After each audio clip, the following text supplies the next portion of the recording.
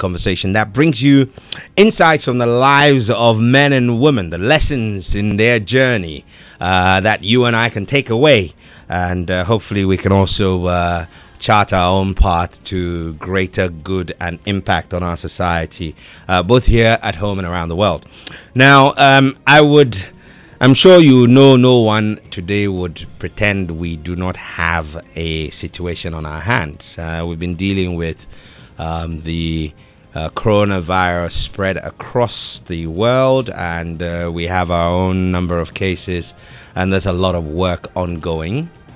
While there's a lot of work ongoing to ensure that it doesn't become a major challenge for us to deal with, there is also quite a lot of work to be done in the way we handle information and how we disseminate information in an era where presumption is an everyday thing. All you need is to buy yourself a smartphone, sign up to a mobile phone network, and access social media around the world.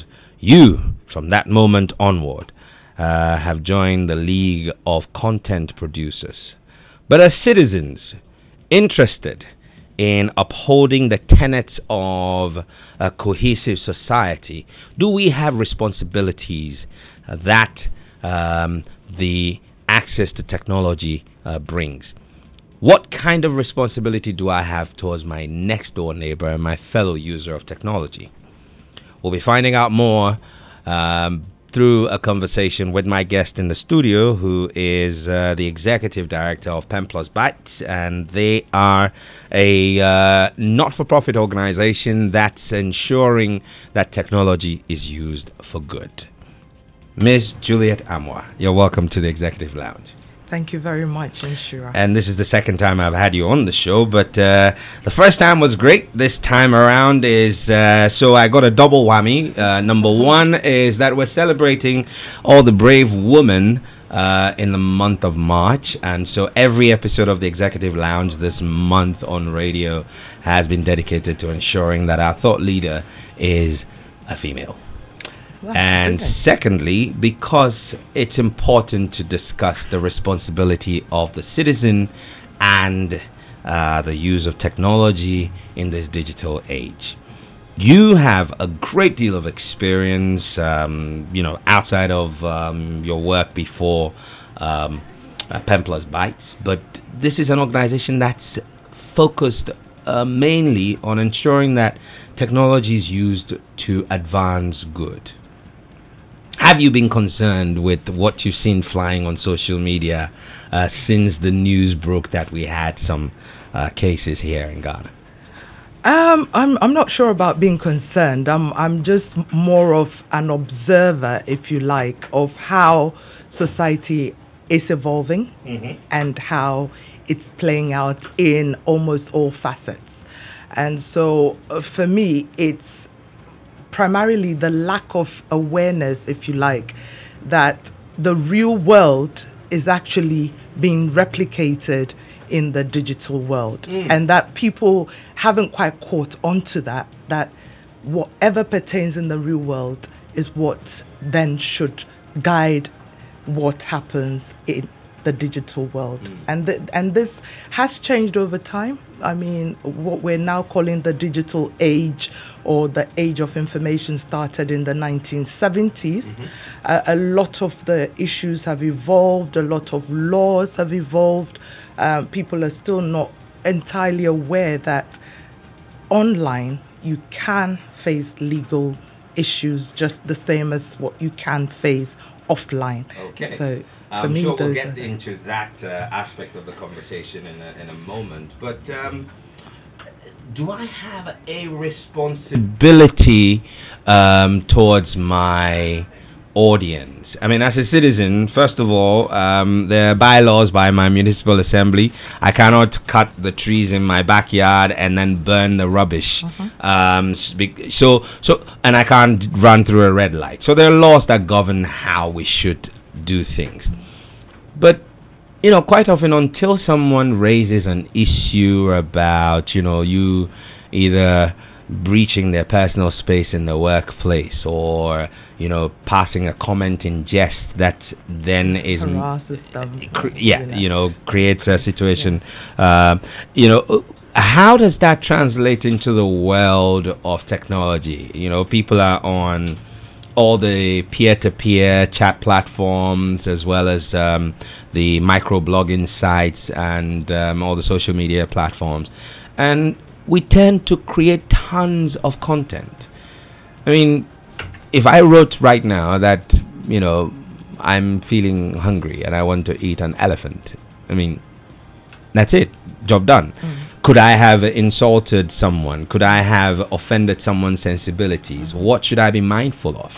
I think that digital responsibility is something that's key, and unfortunately we in Ghana, and actually to be fair, most parts of the world, haven't started to think about how to educate people about the use of the digital spaces that we have. So it is a matter of education. It is a matter of thinking about responsible consumerism, but also responsible content creation as well. So it's a two-edged sword. What are you putting out there, and what are you forwarding, and what are you creating yourself? How are you accessing the information? How are you fact-checking the information? All of these things are important if you do want to become digitally responsible. And so for me, the key thing there is, how are the people that I am posting information to taking the information? What are the social cultural contexts within which I'm operating? Because the digital world doesn't operate or exist in a vacuum. It's backed by what happens in the real world. As much as people would like to think that the two are totally different, I keep insisting that they are not. And so it's that sense of responsibility, that sense of knowing what's appropriate, and just being curious enough to find out what is appropriate, what should I send on, what I'm creating, what are the factors, health, mentally, how does it affect somebody mentally, and so on. Those are the sorts of things that we encourage people who are on digital spaces to think about. It's very interesting you mentioned that these are things that you encourage people to do, and I think that in real life, I mean, I'd like to believe that majority of us are mindful, and so we're mindful of how we make other people feel when they interact with us. But I tend to, in my own little perch, observing what's happening on social media, it's as though people have this boldness that otherwise they wouldn't if they were dealing with people face to face.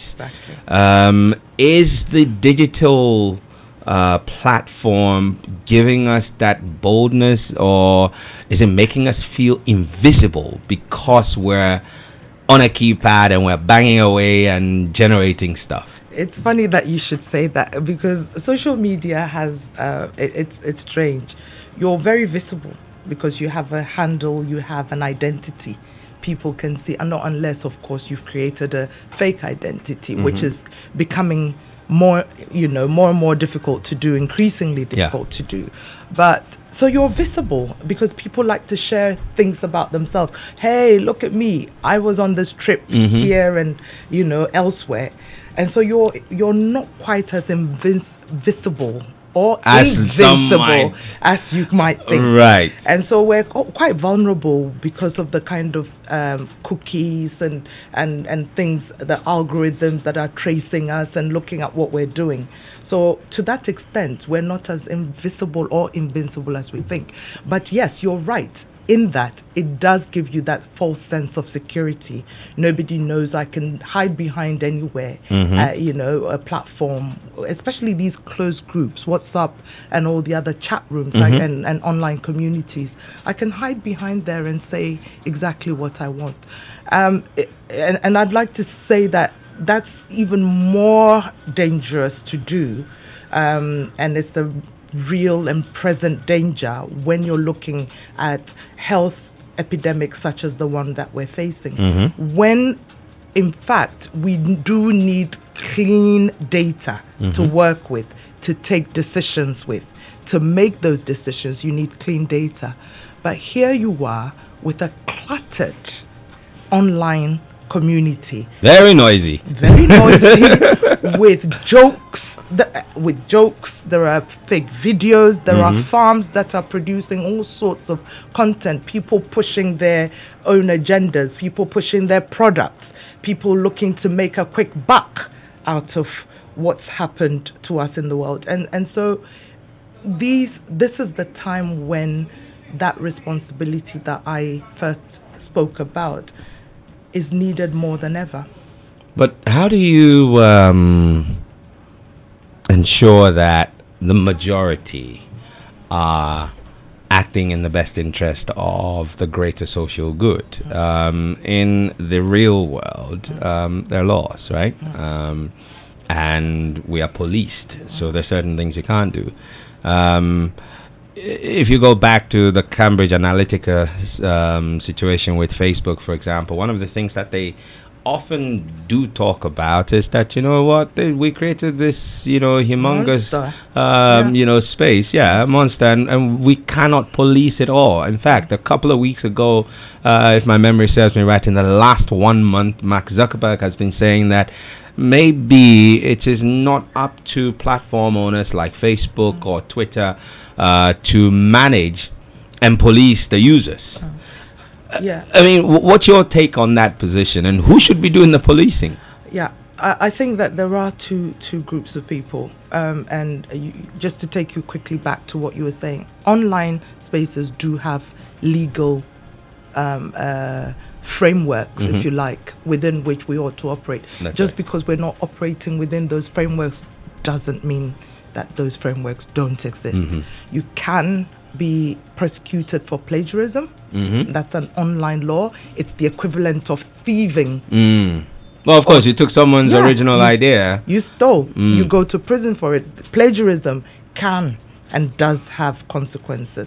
So whatever happens in the real world has its offline or online equivalent. Yes. So that's the first thing. Now, in the matter of who's to do the policing, you're right. The IP owners and the platform owners can't do it all. And that's where the admins, the group administrators and the website managers, that's where we come in. Because if you do have a group, an online community, you should have laws that govern it. Those laws should talk about respecting people's rights, respecting yourself. They should talk about, allowing free flow of content, and so on and so forth. They should tell people that this is what this platform is for, and this is what sort of content we would like to see on that platform.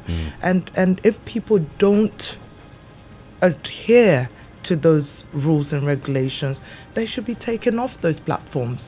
Their content should be pulled off. And I belong to several thousands now of platforms. Every day there's a new platform you get thrown on. I think lots of other people in the world also belong to, especially here in Ghana. There's the old school, there's this. The old school, old friends, I mean, people have even platforms for the street they lived on. Exactly. And I have some great admins or just people on there who are continuously reminding the herd, the group, that look, this is what this is about.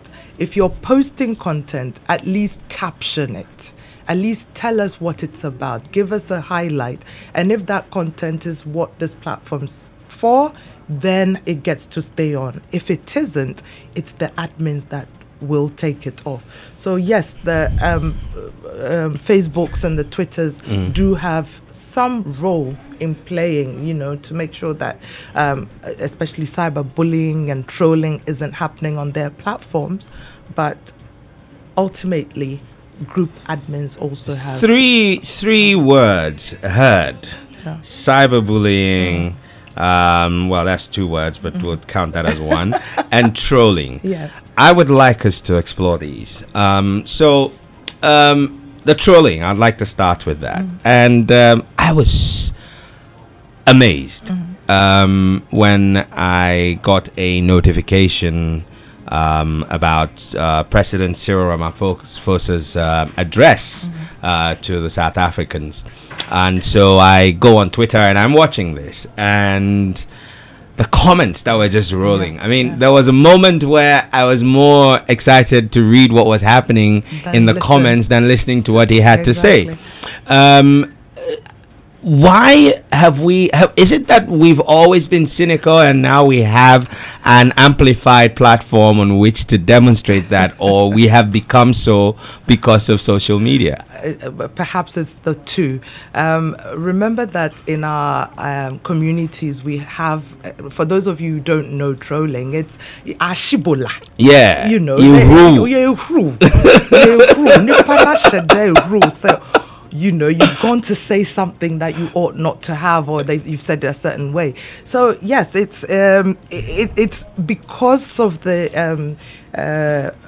cloak that social media gives you, that, but it's also because we've just been like that. Human beings are people. The Germans call it Schadenfreude. Oh yeah, where, you know, where you're the pain happy. And pleasure. Someone's happy when someone's in pain. Secretly happy that this person's goofed and it's not you, so you're just taking advantage of that. You know, so it is. But what we do forget is it's something that hurts feelings, and especially if you've got people who've got mental health issues already, and you don't always know, especially because you may not always interface with people that you're connected with. Exactly. And if they're not mentally in a good place and you're doing trolling and even cyberbullying, and then you're putting people at risk in the real world, where then they might I'd like to see a study. I haven't quite gone into a study that shows maybe the spikes in suicide within the last decade or so, but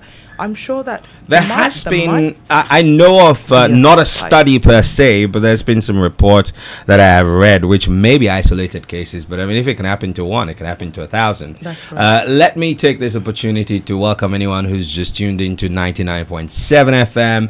This is Joy FM, and we thank you all, our discerning listeners, for joining us as we celebrate 25 years of media excellence. We try our best to make sure that it's worth your while tuning in to listen to us. The show is the Executive Lounge. My guest is Juliet Amoah. She is the Executive Director of Pen Plus Byte. They're a not-for-profit organization that seeks to help us all use technology for the greater good of this world. And we're discussing issues around our responsibilities as citizens to one another and to the larger society, especially in the use of technology today for communication. I would like to go into the herd mentality. So, it's okay. Well, it's not okay. So the example I was going to give isn't, but it does happen.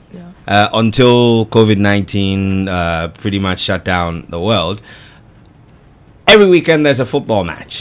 So somewhere across the world, rivals will field 11 players each. They'll play a match, and thousands who are supporting the 11 are the ones who actually get into fights after.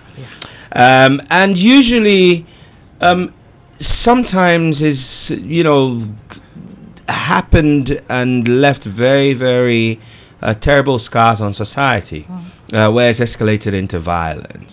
Are we naturally, do we naturally have a herd mentality? Where did all this come from? Where in the trolling and the bullying, it's very easy for sometimes to, you may have a differing opinion, a point of departure from someone's point on social media, for example, and you voice it out. And they call their cyber goons out, and you have this herd mentality. They shred you to bits. Well, Nhyira, as I say, if you and I a few years ago, a decade ago, had an argument, it would just be me, you, and the 3 or 4 people in the studio. You know, but now there's an amplifier. We live in a compound house. And that amplifier takes it to all the thousands of people who have the same ideas you do, the same worldview you do. And so they're not reacting necessarily on your behalf. they're reacting on their own behalf because now they're part of the conversation. Right. And so if you said something that I agreed with and I lived in the Czech Republic, I would be agreeing with you quite vehemently against that other person whose worldview is totally different from mine. Wow. But if a few years ago, I wouldn't have someone from Czech Republic or Russia or wherever agreeing with me. So it's just that we now have an amplifying tool. I wouldn't necessarily say that things have changed from when we were younger or when it was in the digital age. So. Interesting point. Now, there's three categories of individuals or people, and I think we all, at one point in our lives, will fit into these places. So, one, if an admin of an online community, right, or a curator of a blog, and then the influencer, right? You know, and then the general user. Yeah. What responsibilities do these categories of people have in what they put out or what they propagate, even if they didn't originate the content? Well, media information literacy is one of those fast emerging fields, and in media information literacy, what the concerns are is making sure that everybody has the same sense of responsibility, and that responsibility comes from how you create content, looking at how you act and interact with content that's been created, how you execute, and the channels that you use. And all of these things are considerations that everyone in those three categories of people must have. Obviously, the general user is actually the person who is most what's it called? The culprit, I should say, in terms of putting out content that doesn't necessarily fit in with what the WhatsApp group or the online community has put out. Because you said in your, I think that you said the three categories are the user. So the user, the admin who would probably and then the know, influencer. the admin would probably know and want to keep to the schedule and the norms and the regulations of that community. It's the influencer and the user, the general user. They're the ones who are the most likely to post content that they haven't reflected on, that they haven't fact-checked, which they haven't, created. It's not original content. And so, but the question is, why do people do that? Why do the influencers do the things that they do in terms of just making sure that everyone's buying into their way of thinking or buying a certain product or leading people into a certain worldview? It's because that's the currency of the digital age. It's money is the currency of the real world, and in the digital world, in the digital followers. It's followers. It's who's listening to you. How much power do you have? How does your voice carry? And so those people are looking quite selfishly, I might add, at how to get content out fast, how to make sure that their opinions are heard, and the algorithms are helping them. So in the pyramid of life, the influencers are nearer the top, and we're all in the broad base. Exactly. How do we protect ourselves and ensure that we're not being led down a path?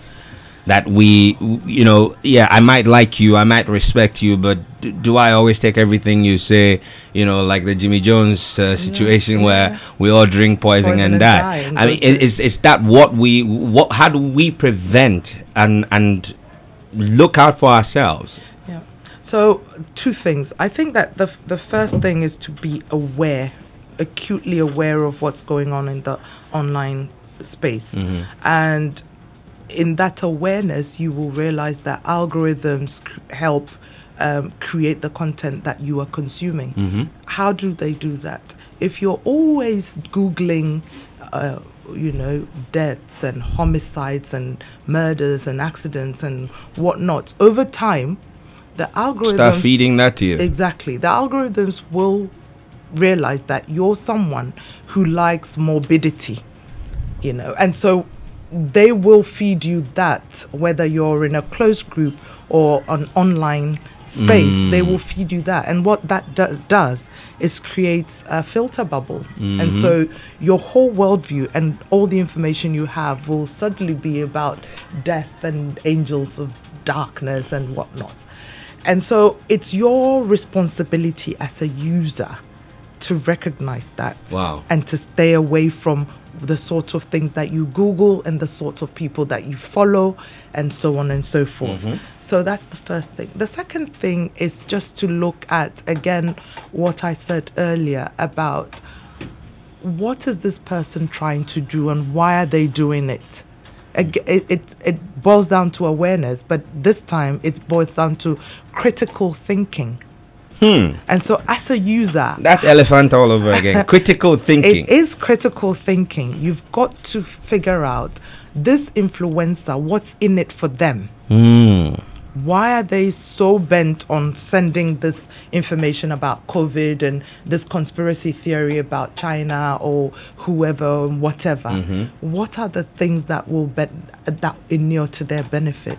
Once you figure that out and you back that with fact-checking, a stringent fact-checking regime where you're not trigger happy or not happy to just be the first to share on your platform, wakofaba, you're the one to follow, then once you don't do that, you're more likely to become a safer user and also a safer consumer of online content. It's quite interesting you mentioned, not being trigger happy and trying to have your own stringent fact-checking regime. Just yesterday, I have a platform that I've put together, and I've been the sole benevolent dictator on that platform for 5 years. I can imagine that. And so someone posted something, and they had forwarded something they probably got from another, which was a conspiracy about the origins of the potential origins of the coronavirus. So I looked at a number of things in there and I said, okay, well, let me find out. They said this had happened in this place at this time. So I just lifted that element and said, Google, did this happen at this time? I said, okay. So there were these participants. How many were there at the time? I checked. Okay, numbers weren't too far apart. I was thinking, okay, so maybe I should look some more. And you keep on. And then this morning, I hear that, this has become a news item where China has been putting out this conspiracy theory that the Americans who came to Wuhan in, I think, September or October for the Military World Games of 2019 were the ones who spread the coronavirus there, and America had responded, But at least it's. I felt a certain, and I don't know why I did that. How do we get to the point where I am acutely aware to the point it's second nature to check what I am giving people and passing on? Well, I don't think we'll ever get there, because sometimes, you're overtaken by events, and I'm sitting here saying all of these things, but sometimes you forward something. And then you're like, uh-oh. No, I didn't quite say this one, because it resonated with me. Yeah.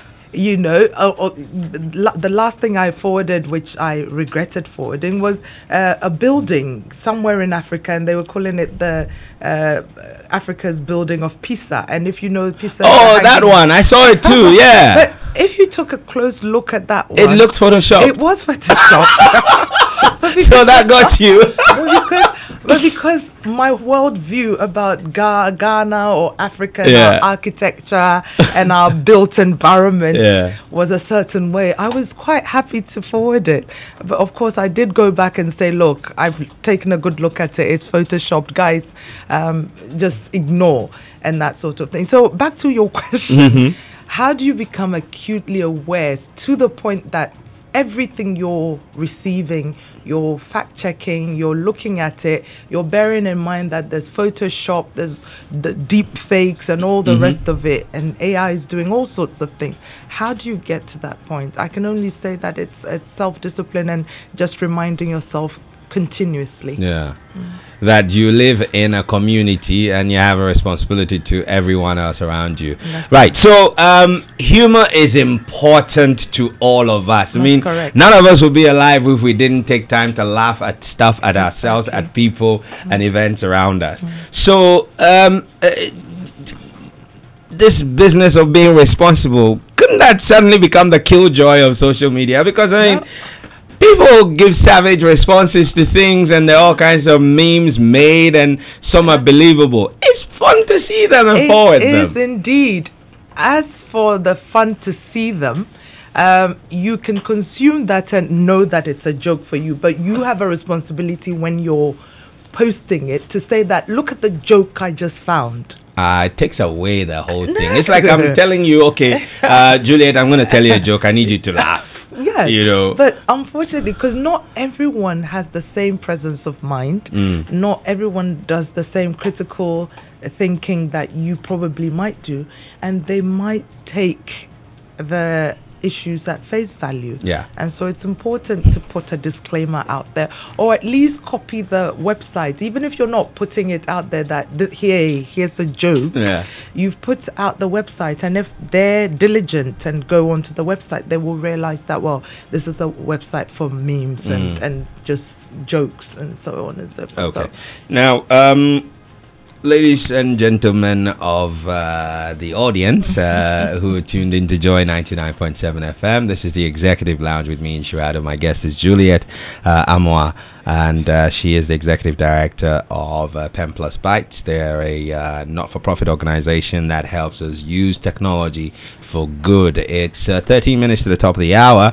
You can join us with your own thoughts on 0244340437 by way of WhatsApp or Telegram. And if you have any questions, do shoot them over. If you have any insights you want to share, hey, this is a thought leadership conversation. Your thoughts are just as good as ours. And one thing that maybe our audience do not know, you're a trained journalist. You have practiced journalism. You still do practice journalism in a certain, sense. I would like to take your there's a convergent point. There's a point of confluence where traditional media, like Joy FM, social media come together and meet the people. So Joy FM carries a story. I'll give you a classic example. Over the weekend, there was a story about coronavirus case which went ahead of the government announcement. Created a furore. People on social media, some were unhappy about it, somewhere. I mean, how do we ensure that traditional electronic media and social media, where they meet? I haven't seen the algorithm yet. It just means that as journalists, we have to stay ahead of the curve. We have to work twice as hard as the journalists of yesteryears. And I do know that Joy, for example, and others have droves of reporters whose job is to monitor online sources, Twitter and Facebook and that sort of thing. I don't think there's any silver bullet to it, really.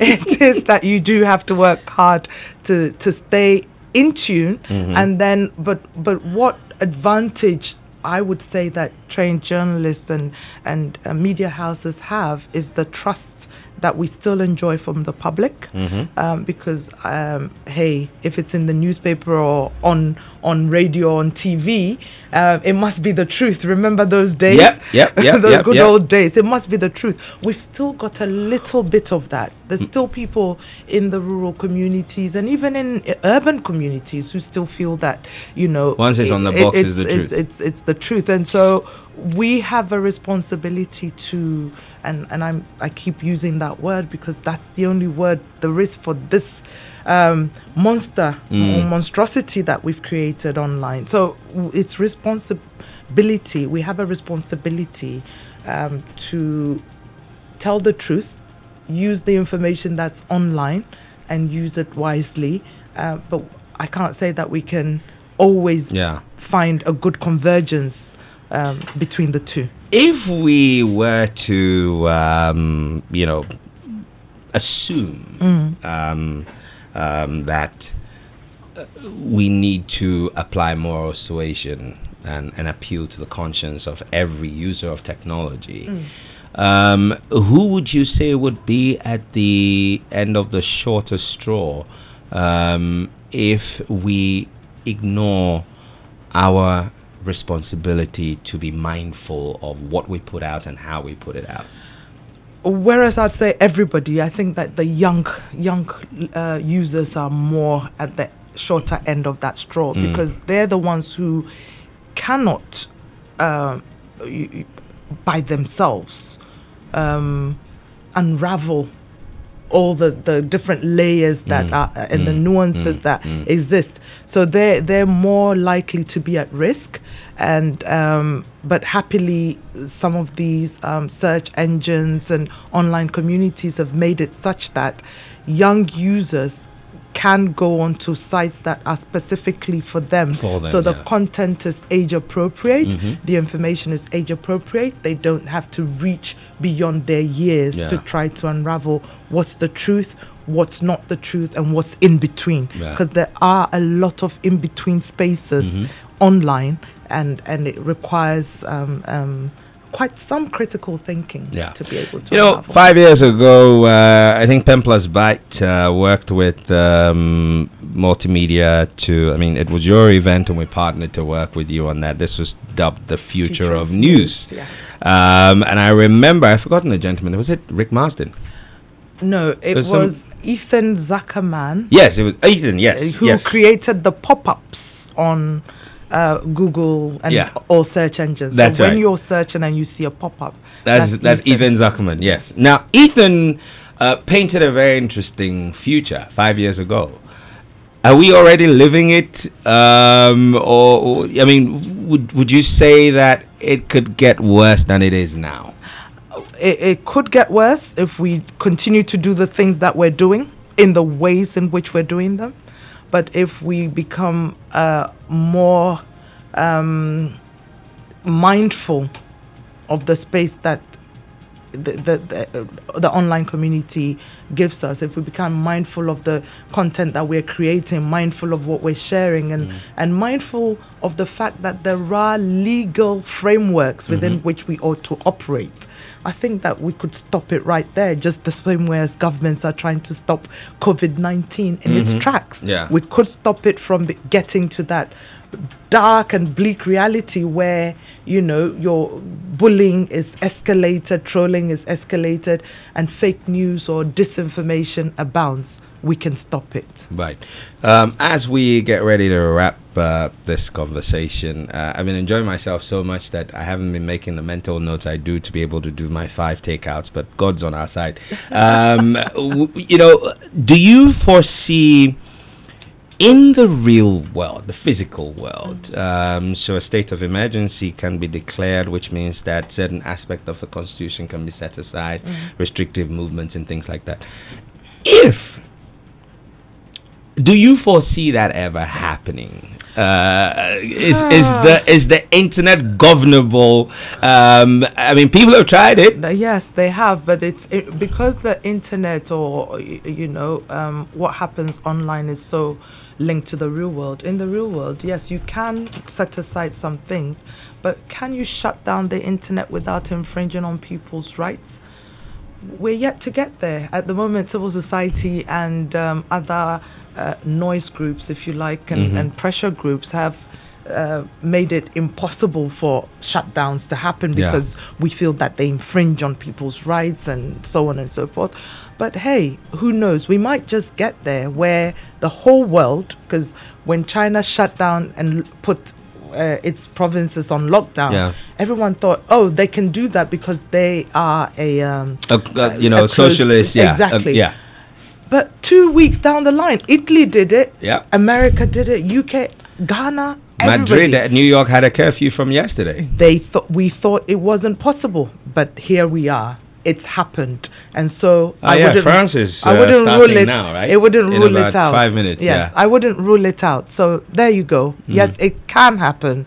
We're not there yet, but we're wary of it, because if it does happen, what are the infringements? What will happen to citizens' rights? Okay, so here's how I'm going to deal with my 5 takeouts today. You're going to help me do that. So for me, from all of this conversation, number one is that the digital world is a mirror of and an extension of the physical world. That's so correct. the same mindfulness that we would attach and apply in our daily lives must be extended to that space in how we communicate, how we disseminate information. Same way that if you heard a gossip, you don't go shouting it on the top of the mountains, and you would be careful and mindful to not destroy someone's reputation. You also don't want to share information to put people's lives at risk. Number two is that with every freedom comes a responsibility. That's correct. And if we're going to continue to enjoy the freedoms of association beyond the physical and into our digital spaces, there are responsibilities. And number three, that people who find themselves in positions of influence or administrative control of some of these platforms must be clear in their minds what they want this to achieve, and every member on that platform must adhere to it and must know why they're there in the first place.